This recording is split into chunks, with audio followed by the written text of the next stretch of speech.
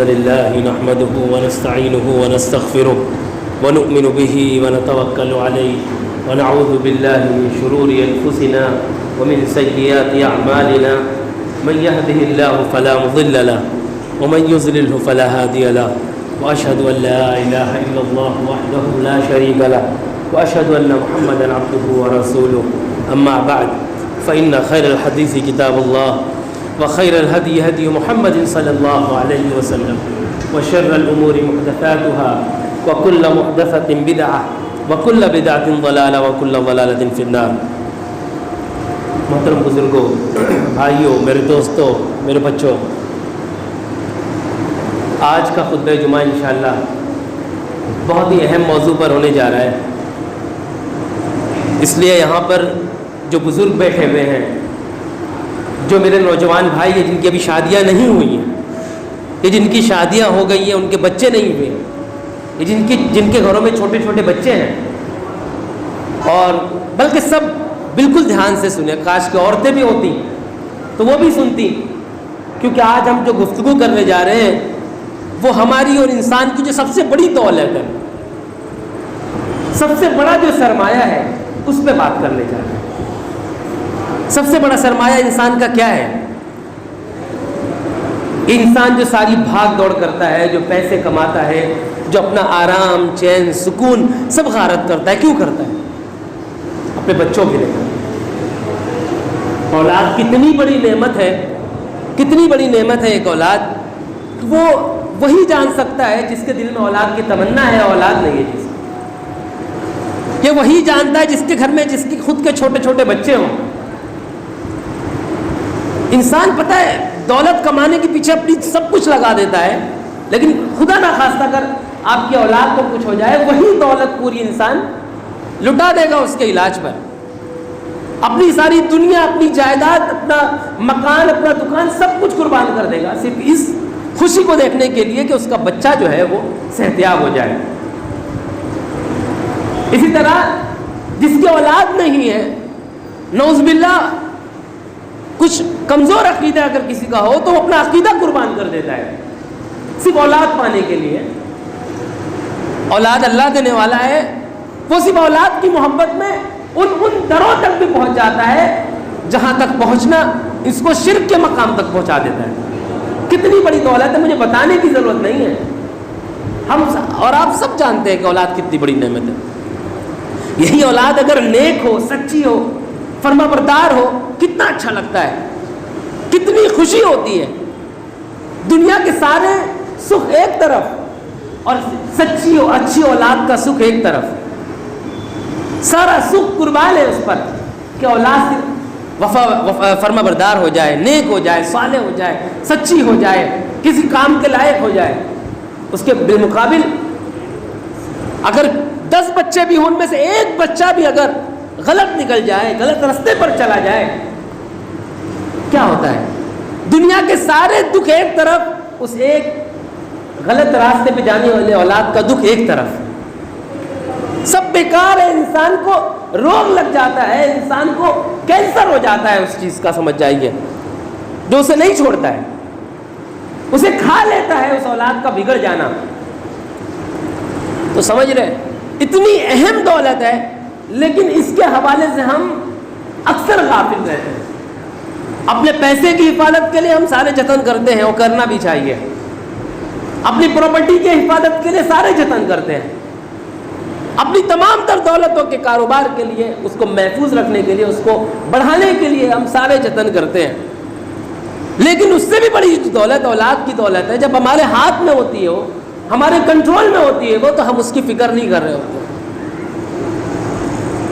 سمجھ رہے ہیں. لیکن وہی اولاد جب بڑی ہو جاتی ہے اور آپ کے حقوق نہیں ادا کرتی ہے تو آپ پھر پریشان ہو جاتے ہیں، آپ غمزدہ ہو جاتے ہیں. پھر آپ پریشان ہوتے ہیں کہ میری اولاد بگڑ گئی ہے، کیا کریں. میرے مولوی صاحب اولاد جو ہے ہمارے حقوق نہیں ادا کرتی ہے، ہماری بات نہیں سنتی ہے، ہماری فرما برداری نہیں کرتی ہے، ہم سے رائے مشورہ نہیں کرتی ہے.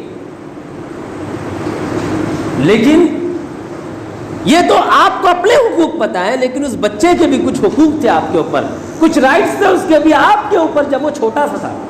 کیا آپ نے وہ حقوق ادا کر دیے تھے؟ اس کے جو حقوق تھے وہ حقوق ادا کر دیے تھے.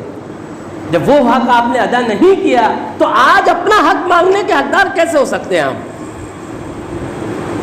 ایک مرتبہ حضرت عمر رضی اللہ تعالیٰ عنہ کا بہت مشہور واقعہ ہے, اکثر لوگ جانتے ہوں گے, لیکن پھر بھی میں تذکیر کے لیے کہ وہ ریمائنڈ ہو جائے اس لیے میں واپس اس کو بیان کر رہا ہوں.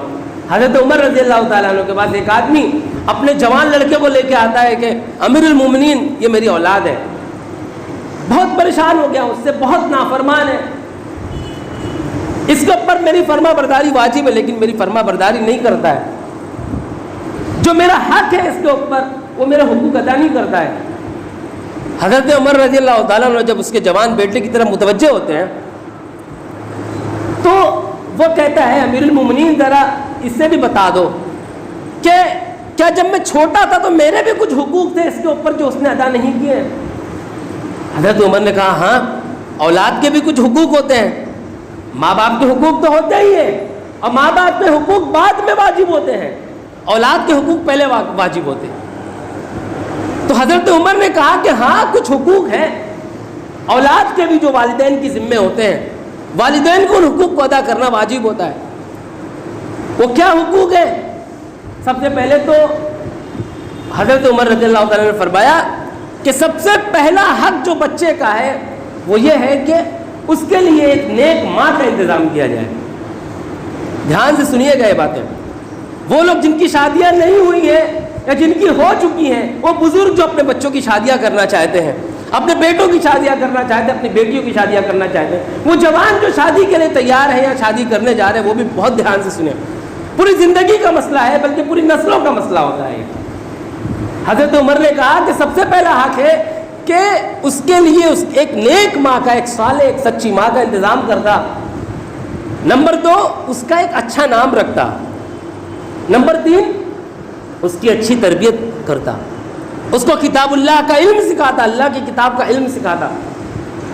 یہ 3 بنیادی چیزیں بتائی کہ یہ 3 حق ہوتے ہیں بچوں کے جو ماں باپ پر واجب ہوتے ہیں. ماں باپ کے حقوق تو بعد میں نمبر آتا ہے جب بچہ بڑا ہو جاتا ہے, ابھی بچہ چھوٹا ہے.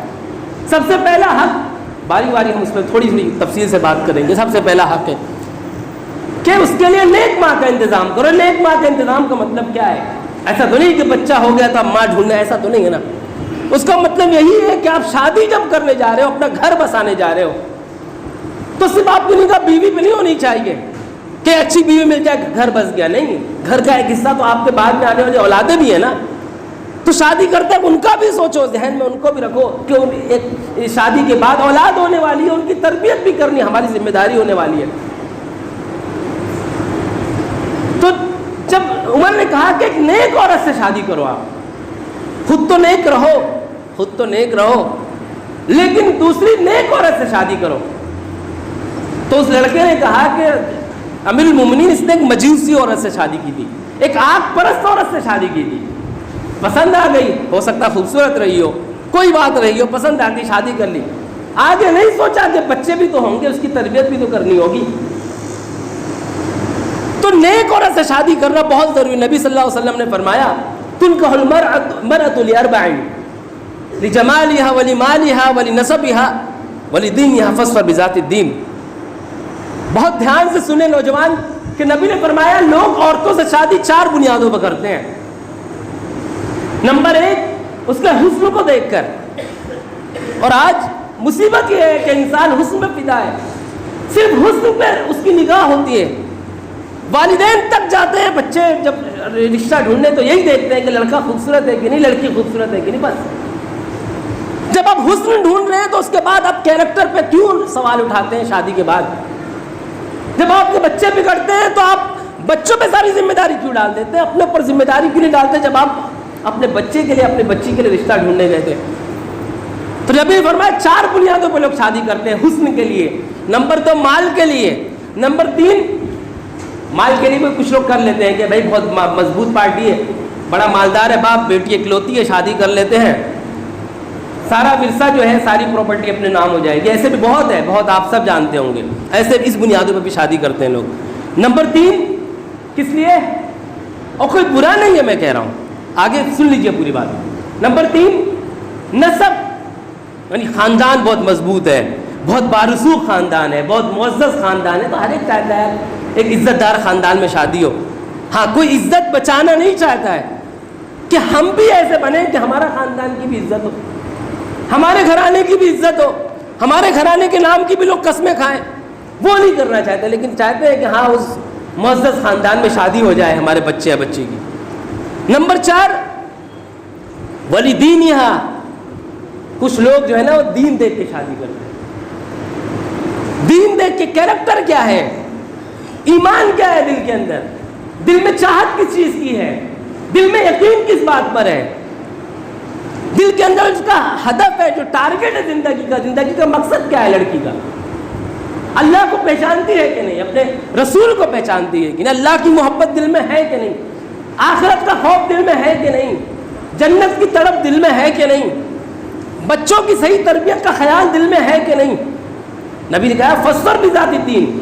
یہ تینوں چیزیں جو شروع کی ہیں, حسن ہے, مال ہے, نسب ہے, اگر یہ نہ بھی ہو خدا نہ خواستہ, چاروں ہو جائے تو بہت اچھا, لیکن اگر یہ نہ بھی ہو کسی خاتون میں, دینداری ہو اس کے اندر. اور ایک اور بات رکھیے, دینداری مطلب نہیں کہ صرف نماز پڑھ لیا بس ہو گیا, بھائی بہت 5 وقت نمازی ہے, پتہ چلا کیریکٹر بالکل ڈھیلا ہے. ایسا بھی رہتا ہے, بہت سے لوگ ہیں نمازیں بہت پابندی سے پڑھیں گے لیکن دھوکہ بھی ویسی دیں گے, جھوٹ بھی ویسی بولیں گے, ٹھیک ہے, اور لوگوں سے قطع رحمی بھی ویسی کریں گے, لوگوں کے حقوق بھی ویسے غصب کریں گے, لوگوں کو تکلیفیں بھی ویسے پہنچائیں گے, اور ان کو گمان ہوتا ہے کہ ہم تو بہت اللہ والے, اللہ کے ولی ہیں, بہت بزرگ ہیں, نیک ہیں. اللہ کہہ رہے سب اللہ کے ولی ہوں, اللہ کے نیک بندے ہوں, اللہ عبادتیں قبول فرمائے. لیکن دینداری کا مطلب صرف نماز نہیں ہوتا. ہاں, نماز کے بغیر دینداری کا تصور نہیں ہے. آپ یہ بھی مت سوچ لیجئے کہ ایک آدمی نماز پڑھ رہا ہے, آپ اس کو بولے صرف نماز سے کچھ نہیں ہوتا ہے. نماز تو ہے ہی ضروری, لیکن اس کے بعد کیریکٹر, اخلاق, کردار, یقین, ایمان کیا ہے, کن باتوں پہ, چاہت کس چیز کی دل کے اندر, دنیا کی ہوس ہے کیا, آخرت کی ہوس ہے دل کے اندر. تو نبی نے فرمایا کہ یہ تینوں چیزیں اگر نہ بھی ہو خدا نہ خواستہ, دینداری ہو تو دینداری دیکھ کے شادی کر لو. آپ یاد رکھیں, حسن اور یہ دولت, یہ شہرت اس وقت سب بیکار ہو جاتی ہے جب کیریکٹر خراب ہوتا ہے. ٹھیک ہے, جب آپ کو بیوی, جس کے بارے میں اللہ نے کہا ہے کہ بیویاں بنائی سکون کے لیے آپ کے, لیکن جب وہ سکون آپ کا غارت ہو جاتا ہے کیونکہ کیریکٹر نہیں ہے, اس کو آپ کے حقوق ہی نہیں پتہ ہے, شوہر کے کیا حقوق نہیں پتہ ہے, والدین کی کیا حقوق نہیں پتہ ہے, بچوں کی تربیت کیسی کرنی نہیں پتہ ہے, جب آپ چاروں طرف سے آپ پہ انگلیاں اٹھنے لگیں گے تو آپ کو پھر تکلیف ہوگی. کیا حسن دیکھ کے شادی کی نا, دولت دیکھ کے, کاش کے کیریکٹر دیکھ لیا ہوتا تھوڑا سا, کاش کے تھوڑا سا اس کے اندر ایمان دیکھ لیا ہوتا, دین دیکھ لیا ہوتا. تو نبی نے فرمایا دین, حسن سے سمجھوتا کر لینا, جمال سے سمجھوتا کر لو, مال سے سمجھوتا کر لو, حسب و نسب سے سمجھوتا کر لو, لیکن دین سے سمجھوتا مت کرنا. یہ تینوں چیزیں ہیں, دین نہ ہو تو سمجھوتا مت کرنا. تو حضرت عمر نے فرمایا کہ سب سے پہلی ذمہ داری ہے کہ نیک عورت سے شادی کریں آپ. تو جو بھی شادی کا ارادہ رکھتے ہیں, یاد رکھیے صرف بیوی سے مل کے گھر مکمل نہیں ہوتا کہ تم مل جاؤ پھر پوری دنیا مکمل ہوگی, نہیں. اس کے بعد اولادیں بھی ہونے والی ہیں, اس کے بعد آپ کا خاندان بڑھنے والا ہے, اور ایک معزز خاندان کے لیے ایک معزز ماں باپ کا ہونا بہت ضروری ہے. ایک دیندار خاندان کے لیے ایک دیندار ماں باپ کا ہونا بہت ضروری ہے. آپ دیندار ہو تو آپ کی بیوی بھی دیندار ہونی چاہیے. سمجھ رہے ہیں, تربیت میں جتنا بڑا کردار ماں کا ہوتا ہے, باپ کا بھی رول ہوتا ہے, لیکن ماں کا کردار بہت زیادہ ہو جاتا ہے. ماں کی طرف بچوں کی انسیت زیادہ ہوتی ہے, بچوں کا لگاؤ ماں سے زیادہ ہوتا ہے. سمجھ رہے ہیں, یہ ہم اور آپ سب جانتے ہیں, خود ہم اپنا تجربہ کرتے ہیں, پریکٹیکلی ہم دیکھتے ہیں کہ ماں کی طرف بچہ جاتا ہے, ماں کی طرف کھنچتا ہے. تو ماں کا نیک ہونا بہت زیادہ ضروری ہے. ٹھیک ہے, اس پر بات کی جائے تو بہت لمبی بات ہو سکتی ہے. کیسے کیسے نیک ماؤں نے نیک جنریشن, نیک نسلیں کس طرح پیدا کی ہیں اور قوم کو فراہم کی ہے. بہت ہسٹری ہے, پوری تاریخ ہے اس کی, اس پر بات کی جائے بہت لمبی ہو سکتی ہے, لیکن آپ اشارتاً سمجھ لیں. لہذا جو بھی شادی کا ارادہ رکھتے ہیں, اگر چاہتے ہیں ایک باعزت گھرانہ آپ ایک سماج کو فراہم کریں, اپنے سماج کو ایک معزز گھرانہ دینا چاہتے ہیں, ایک دیندار, ایک سمجھدار, ایک ذمہ دار شہری فراہم کرنا چاہتے ہیں, تو آپ ایک نیک اور دیندار عورت سے شادی کریے. بنا دینداری کے کوئی رشتہ ایکسپٹ مت کریے, قبول مت کریے. اور پھر اس کے بعد کیا فرمایا حضرت عمر نے کہ نیک ماں کا انتظام کرو. نمبر 2, اچھا نام رکھو بچے کا. نام اس نے کہا کہ امیر المومنین یہ مجھے گدھا بلاتا تھا. آپ کہہ رہے ہو اچھا نام رکھنا میرا حق ہے نا میرے باپ کے اوپر, لیکن یہ مجھے گدھا کہہ کے بلاتا تھا. سوچئے کتنی نفرت نہیں ہوگی. ایسا ہی ہوتا ہے ہمارے یہاں پہ عام طور پہ. تربیت نہیں کریں گے, تربیت پر توجہ نہیں دیں گے, لیکن بچہ بڑا ہو جائے گا جب تو بولیں گے گھوڑا ہو گیا کسی لائق نہیں ہے, گدھے جیسا ہو گیا کسی لائق نہیں ہے, پھیل کے ہاتھی ہو گیا لیکن تمیز نہیں ہے. ارے تمیز سکھاتے تو رہتی نا. بچہ بیچارہ جب چھوٹا تھا تو بالکل گیلی مٹی جیسا تھا, آپ نے اس کو شیپ بھی نہیں دیا. اب وہ پک کے گھڑا ہو گیا ہے تو آپ اسے توڑ دیتے ہو, وہ سیدھا نہیں ہوگا. جو گھڑا بنتا ہے, جو مٹکا ہوتا ہے, اس کو جو اس کا جو کمہار ہوتا ہے, جو وہ کیا کرتا ہے, گیلی مٹی ہوتی ہے اس کو تراشتا ہے, اس کو گھماتا ہے, اس کو شیپ دیتا ہے, پھر اسے سکھاتا ہے, کڑک کر دیتا ہے. اور جب کڑک ہو جاتا ہے اس کے بعد اس پہ کوئی نقش و نگار نہیں بنتا, کچھ نہیں بنتا. جو بن گیا سو بن گیا. اس کے بعد اگر بنانے کی کوشش کی تو وہ ٹوٹ جائے گا. وہ ہمارے ساتھ یہی معاملہ ہے. جب بچہ گیلی مٹی ہوتا ہے تو ہم تو کچھ نہیں کرتے, اسے ویسے ہی چھوڑ دیتے ہیں. سماج اس کو جیسا چاہتا ہے اس کے اوپر شیپ بناتا ہے, اسے جھوٹا بنا دے, مکار بنا دے, گنہگار بنا دے, زناکار بنا دے, سود خور بنا دے, حرام خور بنا دے, سب سماج کے حوالے کر دیتے ہیں. لیکن جب بڑا ہو جاتا تو چاہتے ہیں کہ ہمیں کیا دے بچہ, ہمارا بچہ نیک ہو, نمازی ہو, پرہیزگار ہو, ہماری سنے, ہم سے مشورہ کرے, گھر کے معاملے میں ہم سے مشورہ لے, بنا ہم سے پوچھے کوئی کام نہ کرے. ایسا کیسے ہو سکتا ہے؟ آپ نے کبھی تربیت دی اس کو؟ تو اسی لیے حضرت عمر نے کہا کہ اچھا نام رکھنا. اب بڑا ہو جاتا ہے بچے کو آپ برا بھلا کہتے ہو. نام رکھنا, اچھا نام جو ہے نا, نام کی سائیکولوجی بھی کیا ہے, نام کا اثر بھی کہتے ہیں انسان کے اوپر پڑتا ہے. کس طرح پڑتا ہے سمجھ رہا؟ ایسا نہیں کہ نام رکھ دیا آپ نے تو فلاں خالد نام رکھ دیا تو کوئی خالد سیف اللہ بن جائے گا, ایسا نہیں ہوتا ہے. سلمان رکھ دیا تو سلمان فارسی ہو جاتا. دراصل نام کس طرح بچے پر اثر انداز ہوتا ہے, آپ نے سمجھیے کہ جو نام رکھنے والا ہوتا ہے نا, دراصل وہ اثر انداز ہوتا ہے. مثال کے طور پر سلمان ایک نام ہے. سلمان دو بڑی پرسنالٹی اور شخصیتوں کے نام ہے.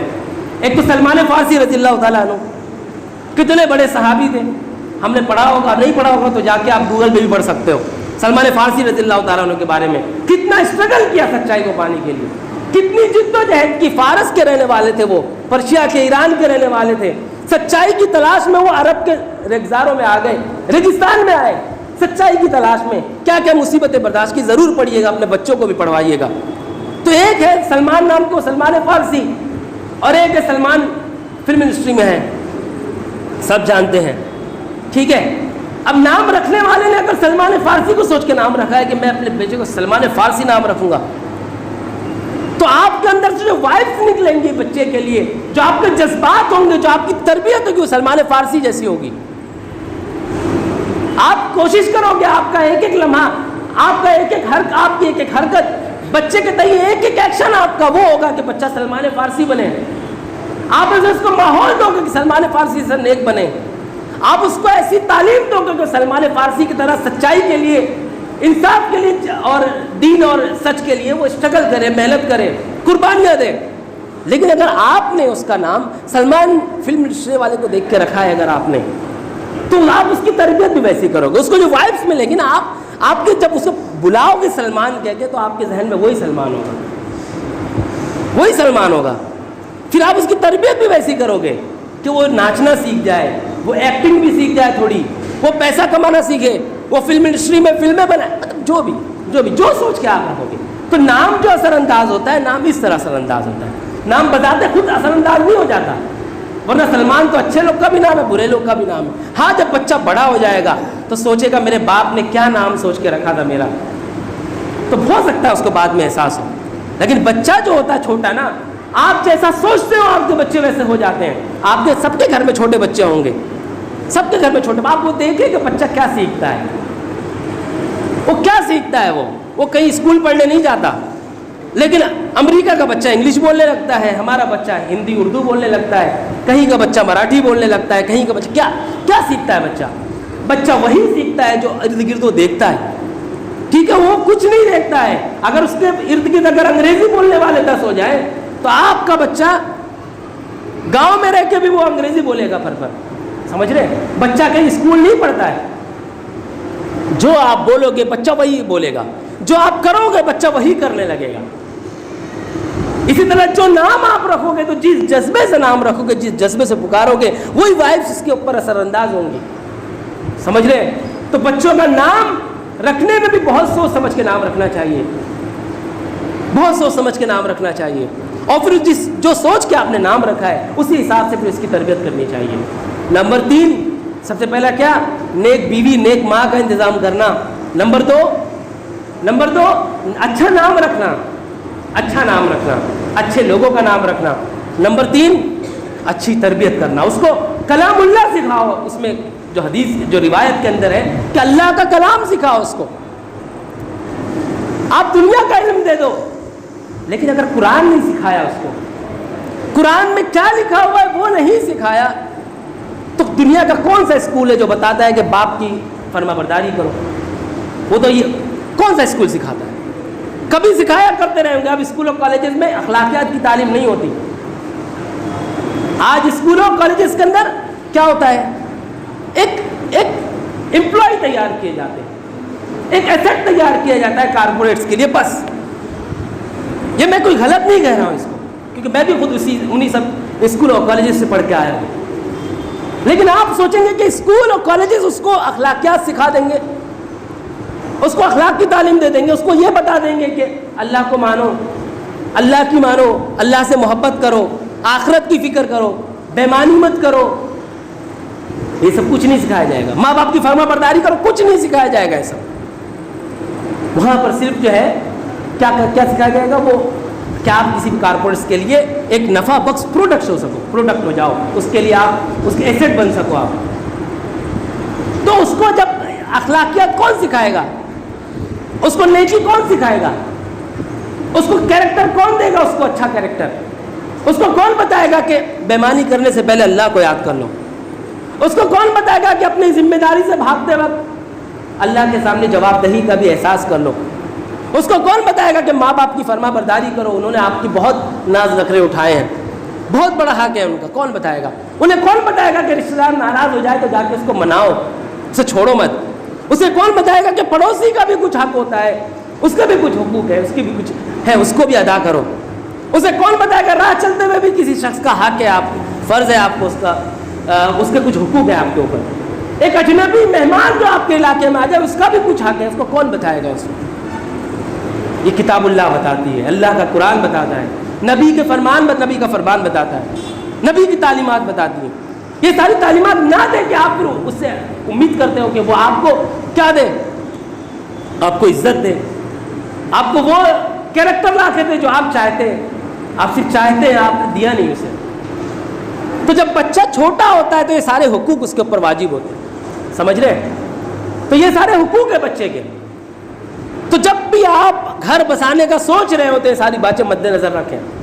دوسری بات، جو پھر بچے کی جو تربیت ہوتی ہے نا، وہ کوئی انڈیویجول عمل نہیں ہے، انفرادی عمل نہیں ہے کہ میں چاہ رہا ہوں کہ بھائی میں نے اپنے گھر میں بہت اچھا ماحول بنا رکھا ہے نا، بہت سب کچھ اچھا ماحول ہے میرے گھر کے اندر اور میرے بچے بہت نیک بن جائیں گے۔ ایسا نہیں ہوتا ہے۔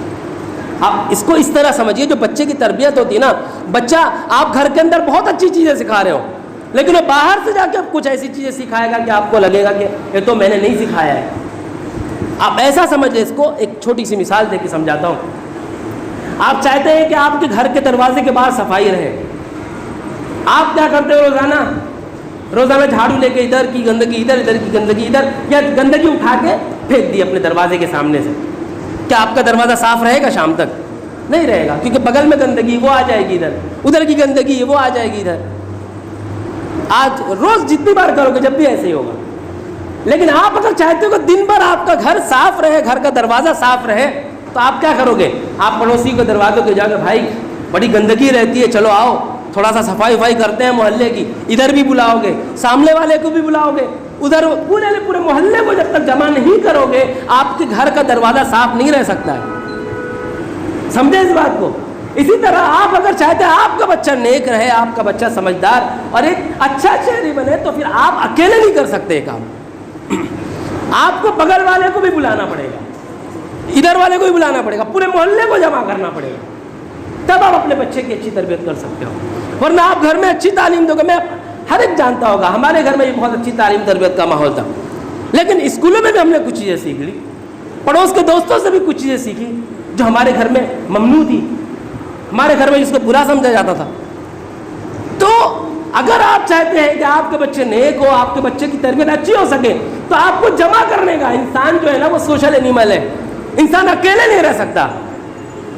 لہذا کوئی بھی ایکشن انسان کا ہوگا جو پورے سماج کو متاثر کرنا ہوگا, تو اس کے لیے پورے سماج کو اکٹھا ہونا پڑے گا, آپ کو آگے بڑھنا پڑے گا. کوئی اگر پڑوسی نہیں آتا ہے تو آپ کو بلانا پڑے گا. آپ کی بلڈنگ کے اندر اگر بلڈنگ میں آپ کی سوسائٹی کے اندر 50 فلیٹ ہے تو 50 فلیٹ کے لوگوں کو جمع کرنا پڑے گا. آپ دنیا کے ہر مسئلے کے لیے جمع ہوتے ہیں. پانی نہیں آتا اس کے لیے میٹنگیں ہوتی ہیں, سوسائٹی میں کچرا ہے اس کے لیے میٹنگیں ہوتی ہیں, اگر سیویج میں پانی برابر نہیں جا رہا اس کے لیے میٹنگیں ہوتی ہیں. آپ کے بچے سب سے بڑی دولت ہے, آپ اس کے لیے میٹنگ نہیں کرتے, آپ اس کے لیے کبھی مجلس نہیں بٹھاتے, آپ اس کے لیے کبھی نوٹس نہیں دیتے. آپ کے بچے بگڑ رہے ہیں, محلے کے سوسائٹی کے بچے خراب ہو رہے ہیں, چلو مل کے بات کرتے ہیں کیا ایکشن لیا جا سکتا ہے.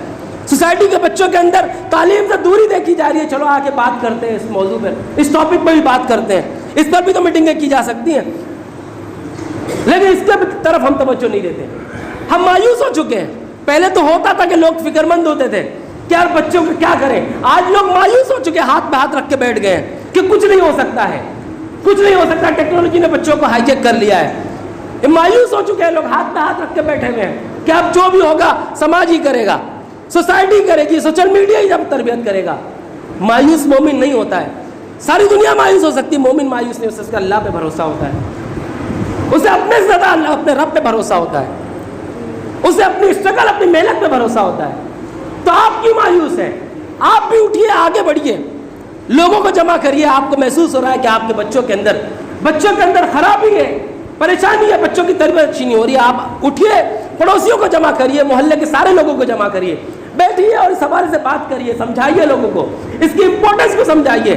یاد رکھیے پوری نسل برباد ہو جاتی ہے. ایک بولتے نا کہ ایک مسئلہ بہت مشہور ہے, ایک مچھلی تالاب کا پانی گندا کر دیتی تو پوری قوم پہ اس کا اثر پڑتا ہے. سمجھ جائیے. آج اگر آپ بچوں پہ, اتنے لوگ جو یہاں پر جمع ہیں, اتنے لوگوں نے اگر اپنے بچوں کی تربیت اچھی نہیں کی, ایک بہت بڑا آئندہ 20 سال کے بعد ایک بہت بڑا گروپ ایسا ہوگا جو بالکل بیکار ہوگا, بالکل یوز لیس ہوگا. ملک کے لیے خطرہ ہوگا, سوسائٹی کے لیے خطرہ ہوگا, سوسائٹی کے لیے وہ کسی پروڈکٹیوٹی نہیں ہوگی اس کے اندر. سمجھ رہے ہیں؟ تو اس بات کی امپورٹنس, اس بات کی اہمیت کو سمجھیے اور سمجھائیے کہ بچوں کی تربیت کیوں بہت ضروری ہے, بچوں کے صحیح راستے پر چلنا کیوں ضروری ہے.